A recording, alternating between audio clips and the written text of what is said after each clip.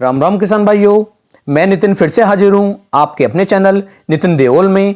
किसान भाइयों, आज हम बात करेंगे प्याज की फसल में थ्रिप्स का सफाया कैसे करें। यह वीडियो सिर्फ थ्रिप्स के ऊपर है, इसके अंदर और कोई भी जानकारी मैं आपको नहीं दूंगा। सिर्फ आपको थ्रिप्स के बारे में आज ऐसे दो टेक्निकल बताने वाला हूं कि दोनों में से किसी एक का भी उपयोग यदि आपने अपनी प्याज की फसल के अंदर किया तो मैं 100% जिम्मेदारी आपकी ले सकता हूं कि आपकी प्याज की फसल के अंदर किसी भी तरह की थ्रिप्स का कोई भी अटैक किसान भाइयों देखने को नहीं मिलेगा। ये मेरी 100% जिम्मेदारी है। किसान में जो हमारी थ्रिप्स होती है ये रस चूसक कीट होते हैं और ये इतनी तेजी के साथ हमारी फसल को खाना शुरू कर देते हैं, चूसना शुरू कर देते हैं कि हमारी जो फसल की पैदावार होती है वो लगभग 25 से लेकर 30% तक कम हो जाती है। यानी कि हमारी पूरी फसल को ये बेकार करना शुरू कर देती है।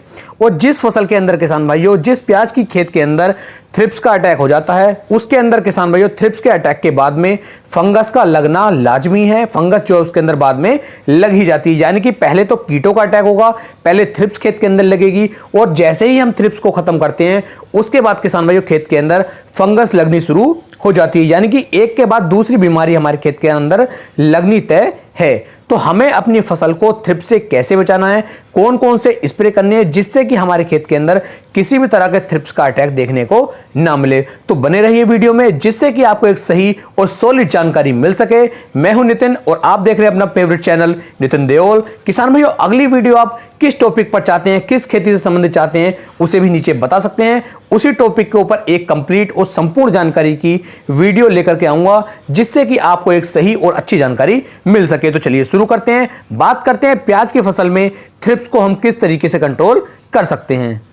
तो अब किसान भाइयों मैं आपको बताता हूं किस तरीके से आपको कौन कौन से टेक्निकल किस किस समय पर लेकर के प्याज की फसल से थ्रिप्स को खत्म करना है। किसान भाइयों, थ्रिप्स का जो अटैक है कुछ खेतों के अंदर काफी कम मात्रा में है, कुछ खेतों के अंदर बहुत ज्यादा मात्रा में थ्रिप्स का अटैक हो चुका है। तो इसलिए मैं आपको यहां पर दो टेक्निकल बताऊंगा, दो टेक्निकल हल्के वाले थ्रिप्स के लिए और दो टेक्निकल हैवी वाले थ्रिप्स के लिए। यानी कि जिन खेतों के अंदर कम अटैक है थ्रिप्स का उनके अंदर आपको कौन कौन से टेक्निकल लेकर के कितनी डोज उनकी लेनी है, कितनी कीमत उनकी पड़ेगी और कितना पानी लेकर के उनका स्प्रे आपको करना है। क्या सिंचाई से पहले स्प्रे करना है या सिंचाई के बाद करना है, ये मैं आपको अलग बताऊंगा। और जिसमें आपको ज्यादा मात्रा में थ्रिप्स का अटैक है उसके लिए आपको कौन कौन से टेक्निकल लेने हैं, उसका स्प्रे आपको कैसे करना है उसके लिए मैं आपको अलग बताऊंगा। तो पहले बात कर लेते हैं किसान भाइयों, जिस खेत के अंदर जो थ्रिप्स का अटैक है काफी कम है, यानी कि लगभग 25 से लेकर 30% खेत के अंदर जो है थ्रिप्स का अटैक है, उसके अंदर किसान भाइयों को कौन कौन से स्प्रे कितनी मात्रा में करने हैं पहले जान लेते हैं उनके बारे में। तो जिन खेतों के अंदर काफी कम मात्रा में थ्रिप्स का अटैक है उन किसान भाइयों सबसे पहले लेना है प्रोफेनोपोस 40% और साइपरमेथ्रिन 4% इसी फॉर्मुलेशन के साथ जो हमारा प्रोफेक्स सुपर आता है, यह आपको किसी और कंपनी का भी देखने को मिल जाता है। इसकी मात्रा किसान भाइयों आपको लेनी है 25 ml प्रति पंप की बात मैं यहां पर कर रहा हूं। यानी कि जो 15 लीटर वाला पानी का पंप होता है उसके अंदर कितनी डोज आपको डालनी है उसकी जानकारी मैं यहां पर आपको दे रहा हूं। तो 25 ml प्रति पंप के हिसाब से आपको लेना है। दूसरा टेक्निकल किसान भाइयों आपको लेना है इमामेक्टिन बेंजोएट जो 5% एसजी फॉर्म में आता है और इसकी मात्रा जो किसान भाइयों आप लेंगे वो लेंगे 8 ग्राम प्रति पंप के हिसाब से।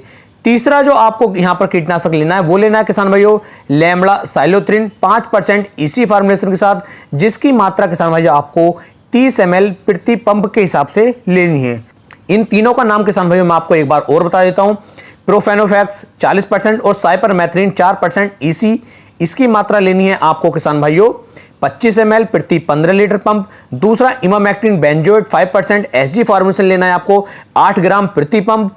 और तीसरा आपको लेना है किसान भाइयों लैम्बडा साइलोथ्रिन 5% इसी, जिसकी मात्रा लेनी है आपको 30 ml प्रति पंप के हिसाब से। और 15 लीटर वाले पंप के अंदर आप इन तीनों को अच्छी तरीके से मिलाने के बाद इनका स्प्रे यदि अपने फसल के ऊपर कर देते हैं तो 100% आपकी फसल के अंदर जो थ्रिप्स का अटैक है, जो थ्रिप्स लगा हुआ है वो बिल्कुल ही खत्म हो जाएगा। अब बात करते हैं किसान भाइयों उन किसान भाइयों के लिए जिनके खेत के अंदर जो है बहुत ज्यादा हैवी मात्रा में थ्रिप्स का अटैक है, वे अपने खेत के अंदर क्या कर सकते हैं।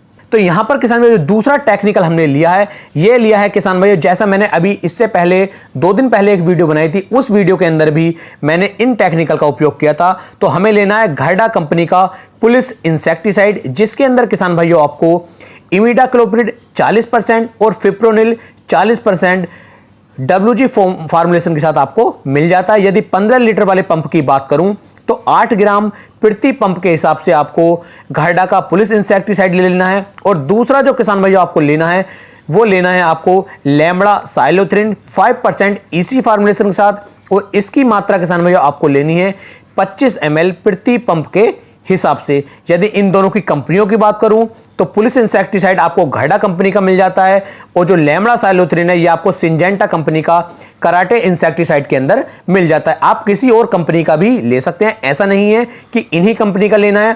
टेक्निकल मैं आपको बता चुका हूं, घरडा के पुलिस के अंदर इमिडाक्लोप्रिड 40% और फिप्रोनिल 40% मिल जाता है, जो आपको इफ्को में भी मिल जाता है, इफ्को की सीरासागी के अंदर, और लेसेंटा के अंदर भी मिल जाता है, और लैम्बडा साइलोथ्रिन भी आपको अन्य कंपनियों का मिल जाएगा। तो दोनों आप किसी भी कंपनी का लेकर के 8 ग्राम आपको फिप्रोनिल वाला टेक्निकल लेना है, और किसान में 25 ml आपको लैम्बडा साइलोथ्रिन वाला टेक्निकल ले लेना है, और दोनों को आपको 15 लीटर वाले पंप के अंदर अच्छी तरीके से मिलाने के बाद इसका स्प्रे यदि आप अपनी प्याज की फसल के ऊपर करते हैं तो 100% आपके खेत के अंदर से थ्रिप्स का अटैक खत्म हो जाएगा। आप इनका इस्तेमाल कर सकते हैं।